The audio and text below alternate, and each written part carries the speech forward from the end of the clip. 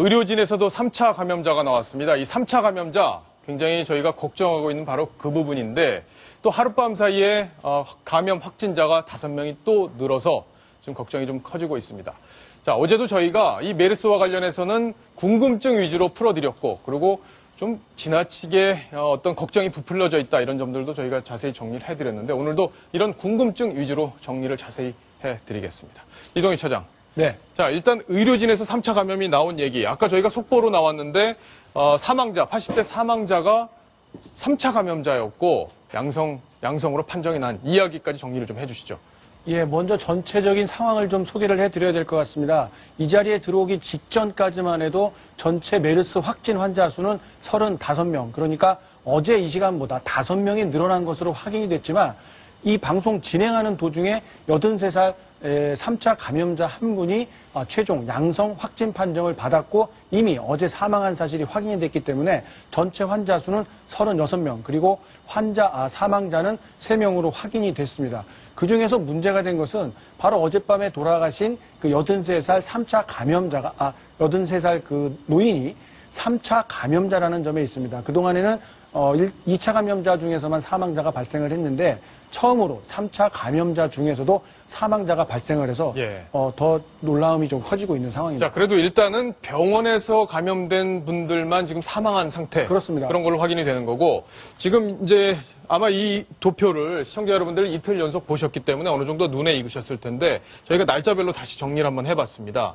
그래서 6월 4일에 발생한 분이 이렇게 3명 추가로 확정이 됐고 이 31번도 3차 감염자가 새로 나온 거고요. 그렇습니다. 그리고 놀라운 거는 이 14번 감염자로부터 3차 감염자가 처음 나온 거죠. 그렇습니다. 그동안에는 16번 감염자로부터만 3차 감염자가 나왔는데 자, 어제 사망한 이 83살의 노인분도 이 16번으로부터 감염된 환자죠. 예, 맞습니다. 같은 병동을 썼다는 거죠. 같은 병동을 썼던 환자였습니다. 호흡기 질환을 갖고 있는 환자였기 때문에 물론 상태가 위중한 상태였기 때문에 이 메르스 이 감염이 사망에 어느 정도의 역할을 했는지는 조금 더 역학조사를 해봐야 하는 상황입니다. 그렇군요. 지금 이제 전국적으로 좀 번져나가는 듯한 그런 느낌이 있습니다. 지금 어떻게 번져나가고 있는지 그 부분도 좀 설명을 해주시죠. 수도권 한 병원에서 시작된 이번 메르스는 전국으로 확산이 돼가고 있는 모양을 지금 띄우고 있습니다. 예. 경기 지역에서만 확진 환자가 25명이 발생을 했었는데요. 지금 이웃에 있는 서울, 충남, 대전까지 이 확진 환자들이 점점 번지고 있는 상황을 보이고 있고요.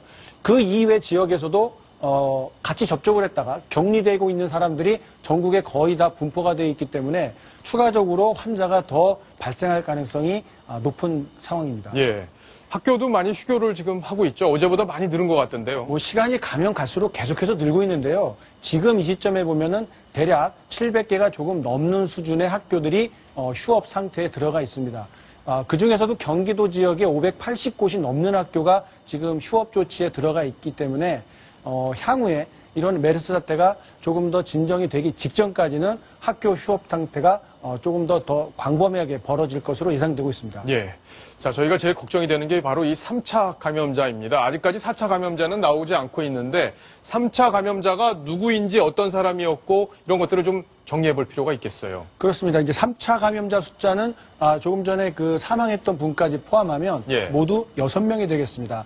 40살 16번 환자가 병원 2곳을 옮겨 다니면서 모두 5명에게 지금 아직 그래픽에서 반영이 되질 않고 있는데요. 83살 그분까지 포함해서 모두 5명에게 이 전염이 됐고요.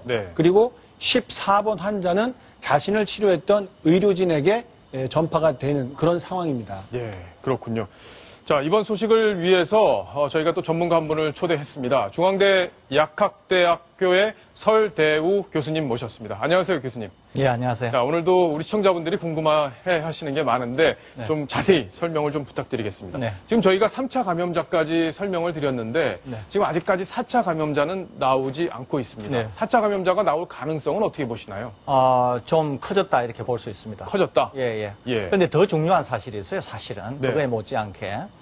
여태까지 알려진 사실은 바이러스가 사람에서 사람으로 전염이 되면 전파력이 떨어지는 것으로 이렇게 알려져 있었어요. 그러니까 전 세계적으로 3차 감염자가 매우 드물거나 없다고 판단되는 이유가 그런 이유였습니다. 그런데 우리는 3차 감염자가 확진이 되었고 뿐만 아니라 3차 감염자의 사망 환자가 지금 생긴 것으로 추정되고 있지 않습니까? 예. 이 환자가 과연 바이러스의 직접적인 타격에 의해서 사망을 한 것인지 아니면은 기본적으로 가지고 있던 폐질환 플러스 바이러스에 의해서 사망을 한 것인지 아니면은 기본적으로 가지고 있던 질병에 의해서만 사망을 하신 것인지 그게 예. 명확하지가 않습니다. 네. 그것을 명확히 하는 것이 사실 굉장히 중요한 것이기 때문에 그 자체만으로도 앞으로 이 우리 메르스가 어떤 양상을 띨까 하는 것을 또 우리가 생각을 해봐야 되기 때문에 네. 그 조사는 매우 철저히 이루어져야 된다고 생각합니다. 자, 그러면 궁금한 게요. 지금 어제 사망한 그 83살의 환자, 그분이 만약에 건강이 그렇게 나쁘진 않았어요. 예를 들어서. 근데 16번 환자와 접촉을 했고 그 결과적으로 메르스 감염이 됐단 말이에요. 네. 그래서 사망했을 가능성, 그러니까 건강이 그렇게 나쁘진 않았는데 사망했을 가능성이 지금까지는 아주 높진 않은 거잖아요. 그래서 국민들이 그래도 좀 그나마 좀 덜 걱정을 하고 있는 그런 상황 아닙니까? 그렇죠. 그러니까 건강한 사람, 쉽게 예. 말씀드려서 건강한 사람이 감염이 됐다고 하면 어떻게 됐을 것인가. 그렇죠. 바로 그 부분이에요. 이럴 경우에는 예. 아주 나쁘더라고 하더라도 우리가 좀 불안정한 상태, 예. 그러다가 회복되는 그런 수준일 수 있는데 이분은 기본적으로 매우 나쁜 그런 폐렴 증상을 이미 갖고 있었고 고령이고 하였기 때문에 바이러스 감염이 좀 크게 영향을 미쳤을 가능성이 많습니다. 그럼에도 불구하고 예. 바이러스가 직접적이거나 상당히 위중한 정도로 타격을 가한 것인가 아니면은 원래 있던 그 기저질환이 직접적인 사인이 됐는가 예. 하는 것은 예. 그 정도는 이제 더 파악을 해봐야 될 텐데 아마 그 부분이 제일 궁금할 것 같아요. 이 16번 환자 이분이 지금 제일 행적에 관심인데 이동희 차장. 네. 지금 이분이 어디를 돌아다녔는지 이게 좀 중요한데 지금 파악이 완벽하게 되지는 않고 있어요. 자, 이분이 마지막까지 확인이 됐던 것은 평택 지역에 있는 병원에서 5월 17일까지 입원을 하고 있다가 예. 5월 17일 날 대전으로 옮겨갑니다. 1번 환자 최초의 그렇습니다. 병을 최초 갖고 환자와 예. 같은 병실을 쓰고 있었다가 17일까지 입원을 했어요. 호흡기 질환 때문에요. 그런데 17일 날 상태가 호전되지 않으니까 대전으로 옮겨가는데 대전 지역의 병원에 입원한 게 확인이 된 날짜는 5월 22일부터 28일까지입니다. 그럼 며칠이 뜨네요. 그러니까 예. 17일부터 22일 사이에는 어떤 의료기관을 갔는지 또 어느 지역을 어떤 교통수단이나 이런 것들을 이용해서 다니고 있었는지에 대해서는 방역당국에서 전혀 파악해놓은 내용이 없는 상황입니다. 예. 그렇다 보니까 다행히 그나마 다행스럽게도 병원 안에서만 감염이 이루어졌다라고 하면 정말 그야말로 불행 중 다행이다라고 할 수 있겠는데 그렇지 않고 이분의 행적이 제대로 드러나지 않는 그 상황에서 전파가 또 이루어졌다라고 어떤 확인이 된다면은 예. 정말 이게 당국에서 그토록 없기를 기대하고 있는 지역 감염이 벌어질 수도 있는 단서가 될 수 그렇죠. 있습니다. 그러니까 지금까지는 병원 감염이었는데 그렇습니다.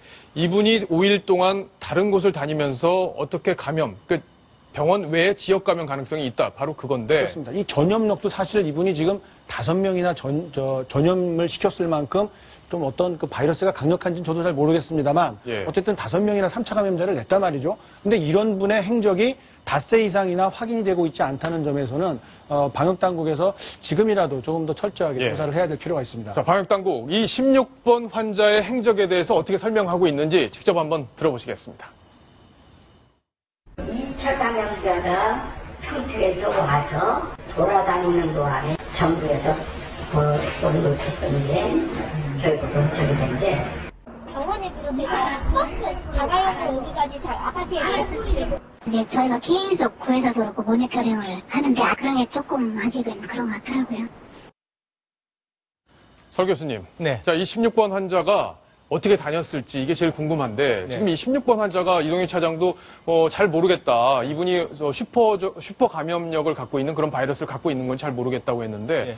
왜 이렇게 많이 옮기는지도 궁금하고요. 지역 감염 가능성 이건 어떤지도 궁금합니다. 예, 지금 1번 환자가 지금 슈퍼 스프레딩이라고 우리가 지금 표현하지 않습니까? 1번 환자가 그랬거든요. 첫 슈퍼 번째. 스프레딩이라는 것은 예. 많은 사람에게 전염력을 행사할 수 있는 그렇죠. 확산시킨. 확산시킬 그게 수 이제 있는. 1번 첫 번째 A 예. 환자 아니겠습니까? 지금 이 16번 환자가 2차 감염자인데 지금 그럴 가능성이 굉장히 농후하단 말이죠. 그런데 지금 어디로 어떻게 다녔는지가 추적이 안 되고 있으니까 지금 그래서 우리가 커지고 있는 상황입니다. 네. 근데 그분이 지금 건강 상태가 상당히 안 좋다면서요. 예. 40살인데 16번 환자. 네. 근데 이분이 지금 진술을 할 수가 없는 상태라면은 파악이 안 되는 거 아닌가요? 그렇죠. 그러니까 수풀 감염자가 되기 위한 여러 가지 요건 중에 하나가 본인이 굉장히 상태가 나빠지면 상대적으로 바이러스가 그 안에서 많이 증식을 했겠죠. 그 예. 결과로 본인이 또 나빠지겠죠. 그러니까 이 환자의 상태가 굉장히 나빠졌고 그러다 보니까 바이러스의 농도가 굉장히 높고 그래서 주위에 전파할 가능성이 굉장히 커졌다. 이렇게 볼 수 있겠습니다. 그렇군요. 자, 지금 이 16번 환자가 썼던 병동, 여기를 다시 한번 관심 있게 봐야 될 텐데, 이 병동에서 그럼 사망자가 처음인가요? 아니면 두 번째가 나온 건가요? 일단은 처음입니다. 이 예. 환자로 인해서 전염이 된 3차 환자가 처음으로 사망을 한 것이 어제 날짜고요. 네. 그 이후에 어떤 행적을 가지고 있었고 누구와 접촉했는지가 불분명하기 때문에 지역에 상당히 공포심을 주는 이유가 되고 있습니다. 그렇군요. 자, 근데 설대우 교수님, 네. 이게 보니까 이분도 83살 이분도 처음엔 음성이 나왔었잖아요. 네. 그랬다가 지금 다시 양성으로 확진이 된 건데 이렇게 왜 자꾸 바뀌는 거죠? 왜 그러냐 하면은 예. 증상에 따라서 앞쪽 부분에는 바이러스가 적기 때문에 그때는 바이러스를 검출하지 못할 수가 있어요. 예. 그런데 이제 시간이 지나면 바이러스가 더 증식하면서 바이러스 숫자가 많아지겠죠. 그러니까 그때는 이제 양성이 나올 수가 있는 겁니다. 그렇군요. 그런 이유 때문에 그렇습니다. 그래요. 근데 저는 개인적으로 이분이 16번 환자가 이제 아까 말씀하신 스프레딩 그런 바이러스를 갖고 있을 가능성이 있다 이렇게 말씀하셨는데 불과 40살밖에 안 됐단 말이에요. 네. 그러니까 40살이면 사실 신체적으로 상당히 건강할 수 있는 그런 나이인데 왜 이 40대에서도 이렇게 신체적으로 약해지고 사망에까지 이를 수 있는 환경이 되는지 그 부분도 좀 설명을 좀 부탁드리겠습니다. 그거는 확실하지 않습니다. 이것은 개인별 차가 있다고 보시면 돼요. 예. 예컨대 우리가 감기라고 하더라도 감기가 여러 사람에게 노출된다고 해서 모든 사람이 감기에 걸리지는 않지 않습니까? 어떤 네. 사람은 걸리고 어떤 사람은 안 걸리고 그러지 않습니까? 같은 40대라도 같은 40대라도 예. 그런 차이 정도로 이해하시면 되겠습니다. 그렇군요. 자, 천상철 차장. 네. 지금 대형 병원 의사도 3차 감염됐다. 이런 얘기가 나왔잖아요. 네. 지금 의료진만 지금 5명이 감염이 됐는데 예. 이 14번 전파자에게 감염된 3차 감염자. 예. 이분이 의료진이라고요, 또. 예, 35번 환자, D병원 의료진으로 나오는데 3차 감염자로 되어 있습니다. 네. 이게 3차 감염자기 때문에 저 의료진도 관리를 잘 받아야 되는 대상인데도 불구하고 의료진들이 제대로 관리가 지금 안 되고 있다고 합니다. 특히 최초 환자가 입원했던 병원에 많은 의료진이 감염으로 지금 파악이 되고 있거든요. 그렇죠. 근데 그 의사들조차도 제대로 격리가 안 돼 있고 지금도 환자를 보고 있기 때문에 그 병원에 만약 누가 가서 그 의사로부터 만약에 진료를 받는다면 감염 가능성이 얼마나 본인은 찝찝할 것이며 감염 가능성이 높아지겠습니까? 이 부분에 대해서 보건당국이 별도의 어떤 조치를 하지 않고 있기 때문에 더 큰 문제라고 볼 수가 있겠습니다. 손수호 변호사님. 네. 자, 근데 이렇게 하면은 이 법적으로 책임도 져야 될 것 같습니다. 지금 병원에서는 의사들이 조금이라도 접촉을 했던 의사들은 다 격리 조치를 시키고 네. 진료를 하지 않도록 지금 해야 되는데 진료를 하고 있다가 하다가 만약에 감염이 됐다. 그러면은 이걸 누가 책임을 져야 되는 거죠? 네, 원칙대로 하자면은 이제 그 법상 결국 격리 조치가 되고 또 입원 치료 또는 자가 격리가 돼야 되는데 이 경우에는 그 보건당국의 그런 허가를 받아서 진료를 했다고 알려져 있습니다. 해당 의료진이. 왜냐하면 물론 그 보건당국의 결정에 그런 어쩔 수 없는 점도 있어 보여요. 왜냐하면 그 확진자를 진료했다고 해서 모든 의료진을 격리시켜 버린다면 의료진의 그런 공급이 굉장히 힘들어지기 때문에 어쩔 수 없는 측면이 있어 보입니다. 그렇기 때문에 좀 균형적인 차원에서 보건당국이 결정을 한 것으로 보이는데, 하지만 설령 그렇다 하더라도 지금 보건당국의 신뢰를 조금씩 잃어가는 그 상황에서 보자면은 글쎄요, 저런 의료진과 내가 과연 진료를 받았는지 여부도 알 수 없거든요. 그런 환자 입장에서는. 예. 그런 차원에서는 조금 더 괴담이 유포되고 또 이제 경각심이 더 커지고 또한 그 공포심이 커지는데 저런 조치들이 조금 더 기여하는 게 아니냐, 이런 차원에서는 좀 걱정이 됩니다. 예. 자, 지금 이제 많은 분들이 감기가 걸려도 지금 병원을 못 가고 있는 그런 상황이에요.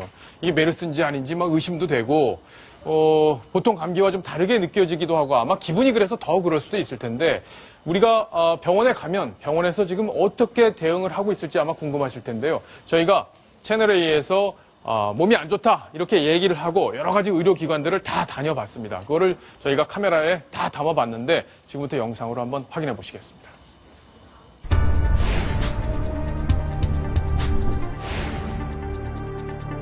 여기 메르스, 여기서 진단을 받을 수가 있어요? 메르스를 의심하십니다. 아, 기침이 좀 많이 나서요. 머리 맞으세요? 네. 한번 해봤으면 좋겠는데. 그런 거면은 저희는 안 되고요. 저희 확진은 보건소가 돼야 돼요. 그 얘기를 하시면 네. 이쪽에서는 이제 진료하시고 검사하셔서 질문을 보내는 저희 어머니가 지금 기침이 좀 심하시고 열이 많이 나시거든요. 지금 여기로 데리고 와도 되나요?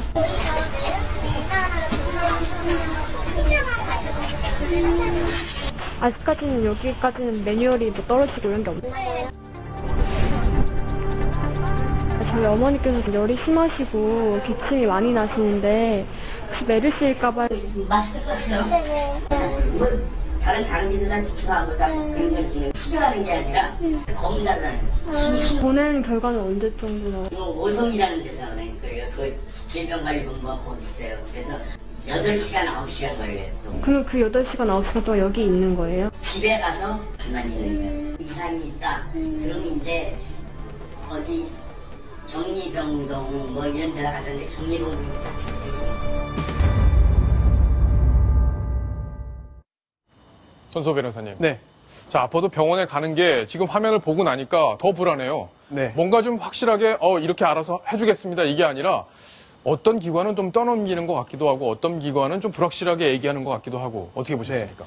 저도 사실 이번 사태 난 이후에 저도 궁금해서 개인적으로 예. 의사 친구들한테 물어봤습니다. 네. 이게 정말 그렇게 걱정하는 만큼 무서운 병이냐, 지금 상황이 통제 불가능한 거냐 물어봤더니 이구동성으로 그 정도는 아니다. 라는 의견이 이루어진 그 지인들의 그 반응이었는데 그렇다 하더라도 지금 영상을 보자면은 글쎄요 그 의료기관이 과연 국민들의 그런 불안을 해소시켜줄 정도로 정말 본인들의 의무를 완벽하게 하고 있느냐 이 부분에 대해서는 약간 우려스러운 측면이 보이고요. 예. 또한 저런 게 이제 계속된다 보면은 국민들의 불신이 더 커질 것 같아서 그러게. 더욱 불안하게 되고 또 하나는 법적인 측면에서도 보자면은 저게 뭐 조금 전에 나왔던 영상 자체가 뭐 진료를 회피하거나 진료를 거부하거나 이런 것까지는 아니라고 보입니다. 하지만 사태가 좀 더 확산됐을 경우에 만약에 의료진들이 본인들의 의무를 다하지 않고 오히려 국민들을 방치하게 된다면은 굉장히 큰 재앙이 발생할 수 있기 때문에 의료진에서 국민들을 생각해서 본인들의 좀 본분을 좀 더 강하게 사명감을 가지고 좀 이행해 주시기를 정말 바랄 뿐입니다.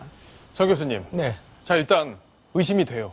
제가 만약에 걸린 것 같아요. 막 기침이 나고 어제 저도 기침 나고 그랬는데 기침이 나서 열도 좀 나고 그러는데 어디로 가야 됩니까? 일단 병원으로 가셔야 됩니다. 그냥 아무 병원이나 가는데 아까도 저희가 화면에서 봤지만 저희는 진단은 못한다. 치료는 하지만 진단은 못한다고 그러잖아요. 진단 뭐 기계가 있는 건지 없는 건지 모르겠지만 그게 있는 기관이 있고 없는 기관이 있고 다 다른가요?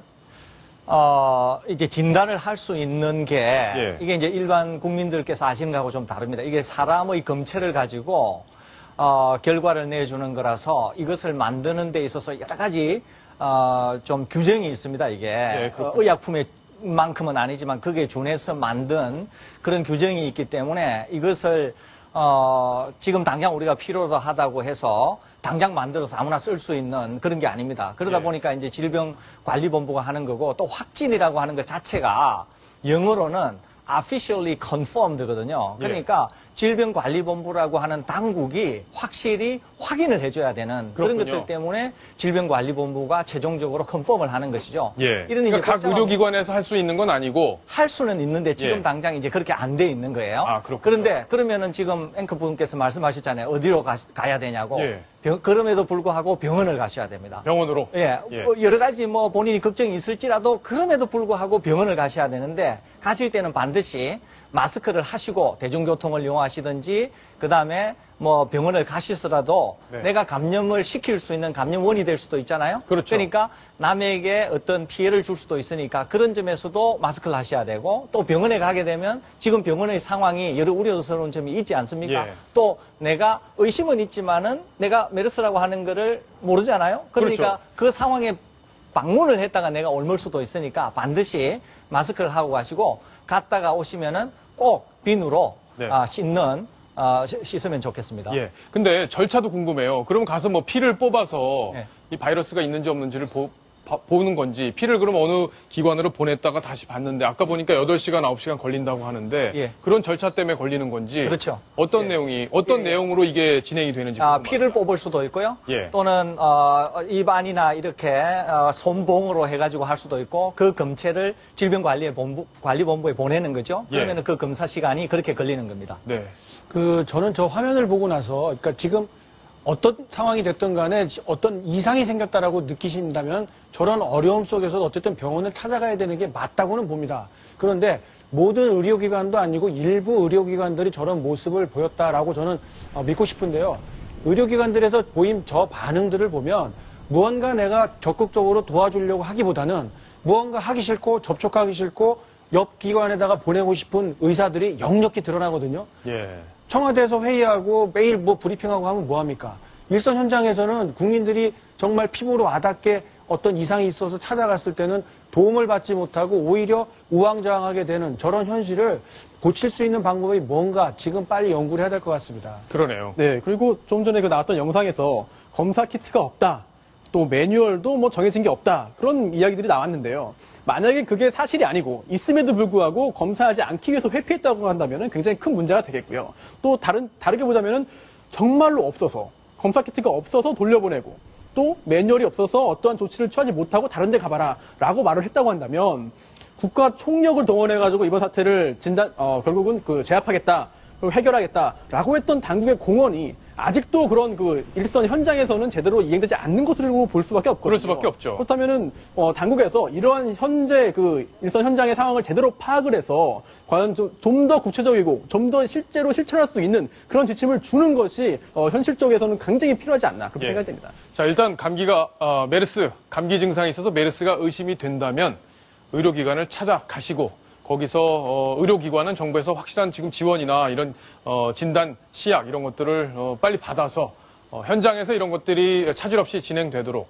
그 부분을 정비를 확실하게 해야겠다 이런 지적이 나왔네요. 천상초 차장, 네. 지금 군에서도 감염이 돼서 또 군이 비상이 됐어요. 이 군이라는 게 이제 거기서 확산이 되면 안보에 결정적으로 문제가 생기잖아요. 네, 그렇습니다. 군에서 감염된 이야기 어떤 얘기인지 설명을 좀 해주시죠. 어제 확인했는데 오산기지에 근무하는 원사 한 명이 이제 메르스 양성 반응을 받고 마지막 검사 결과는 오늘 자정쯤에나 나올 것으로 보입니다. 예. 그래서 저 원사가 어디였냐면 처음 환자가 발생했던 같은 병원에 한층, 7층, 8층 이렇게 입원했던 환자입니다. 네. 그래서 같이 이제 2차 감염자로 된 거고요.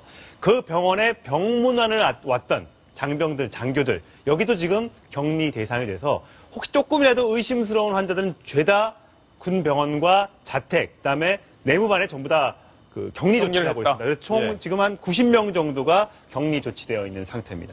그렇군요. 설 교수님, 네. 정말 이 군에서 이게 확산이 되는 게 제일 걱정스러워요. 네. 근데 군은 보면 이렇게 다 다닥다닥 붙어서 자잖아요. 네. 그러다 보니까 아무래도 2m 이내에 들어오면 감염이 더 될 확률이 높다 이렇게 지금 저희가 네. 알고 있는데 군은 더 위험한 것 아닌가 이런 걱정이 듭니다. 예, 군도 그렇고 지금 학교도 그렇죠. 그래서 사실 선제적으로 대응해야 되는 이유가 거기에 있는 것입니다. 예. 그럼 어떻게 해야 돼요? 지금 군에서 이렇게 격리만 하면 되는 겁니까? 아니면 추가적인 어떤 조치가 필요합니까? 일단은 지금 격리한 상황에서 지켜보는 수밖에 없습니다. 예. 만일에 다행히 환자가 발병하지 않으면 저 상황에서 끝날 수가 있죠. 저번에 병사 한 명이 그런 경우가 있지 않습니까? 네. 과잉일 것만큼 선제적으로 대응을 했는데 다행히 발병자가 없었지 않습니까? 예. 그러니까 그런 식으로 선제적으로 대응을 해야 된다는 것이죠. 네. 현재 군에서도 지금 이 90여 명의 환자, 특히 이 원사를 포함해서 이 수용자들, 돼 있는 격리자들이 뭐 콧물이나 발열, 기침 이런 증세는 없는 상태입니다. 현재 없다? 현재 없다. 예. 그렇기 때문에 안 나올 수도 있다 이렇게 기대를 하고 있는데 과거 환자 중에서도 별 증상이 없었는데 나올 수도 있는 경우가 있기 때문에 좀 더 지켜봐야 될 것 같습니다. 또 하나 걱정되는 것은 이제 모든 군대가 이제 걱정되지만 특히나 이제 오산기지 같은 경우에는 미군하고도 같이 생활을 한다고 알려져 있거든요. 그렇죠. 그렇다고 한다면은 이게 우리나라 국군 장병도 물론 걱정이지만 혹시라도 주한 미군까지 이제 전염이 되고 한다면은 또 다른 차원에서 더 큰 문제가 발생할 수 있기 때문에 제발 이번 해당자가 양성이 아니기를 바라겠습니다. 예. 자, 군에서 확실하게 격리 조치를 하고 있고 아직까지는 뭐 콧물 흘리는 사람이 없다고 하니까 좀 희망적인 이야기가 들려온 거네요. 자, 시청자 질문이 왔는데 하나 보고 가겠습니다. 이번 질문 설대우 교수님께 드리겠습니다. 네. 메르스 감염 의심자는 훈련을 연기할 수 있다고 하는데 실내에서 그러니까 예비군 훈련입니다. 실내에서 주로 하는 민방위 훈련이 더 큰 문제 아닌가요? 관계자와 통화해보니 아직 지침이 없다고 하는데요. 어떻게 해야 할까요? 그러니까 예비군 훈련은 연기할 수 있다고 하는데 민방위 훈련은 지금 아직 지침이 없다는 겁니다. 근데 민방위 훈련은 교수님 왜 이렇게 다 모여 있잖아요. 예. 예비군 훈련도 모여 있긴 하지만 이제 야외에서 많이 하고 이러다 보니까 실내에서 하니까 더 문제 아니냐 이렇게 걱정을 해 오셨습니다. 예, 충분히 이해할 만합니다. 예. 그리고 지금 상황에서는 실외라고 하더라도 일단 많이 모이는 그런 상황에서는 그 내부에서도 이 밀접 접촉과 유사한 상황, 또 침이 튀기면서 인접한 곳으로 튈 수도 있고 하기 때문에 웬만하면 지금은 그렇게 많이 모이는 상황은 가급적이면 피해야 된다. 가급적이면 피하는 것이 좋겠다. 예. 이런 권고를 드립니다. 지금 군에서 예비군 훈련 같은 경우에는 문제가 될 혹시 발열이 있다거나 기침이 난다거나 이러면 연기를 할 수 있도록 어저께 조치가 내려졌습니다. 예. 근데 저 민방위 훈련은요, 국방부 관할이 아닙니다. 그건 행자부 관할입니다. 예. 그래서 행자부에는 지침이 없다는 얘기가 그래서 나오는 겁니다. 근데 우리가 국가안전처라든지 이렇게 컨트롤 타워를 재난 관련돼서 세워놨는데도 불구하고 국방부는 국방부 따로, 행자부는 행자부 따로, 또 보건당국은 보건당국 따로 이렇게 해서 지침이 통일화 안 되니까 저런 문제가 항상 지적이 되는 거거든요. 지금이라도 행정자치부가 예비군과 똑같이 준해서 민방위 훈련도 그럼 하반기로 연기할 수 있도록 하겠다. 이런 지침을 빨리 내려줘야 될 것 같습니다. 예. 이것도 감염 의심자만 연기할 수 있다고 하는데 감염을 우려하는 사람도 연기할 수 있어야 되니까 당분간은 예비군 훈련을 조금 미뤄주는 것도 좋은 방법이 아닐까 이런 생각이 좀 듭니다.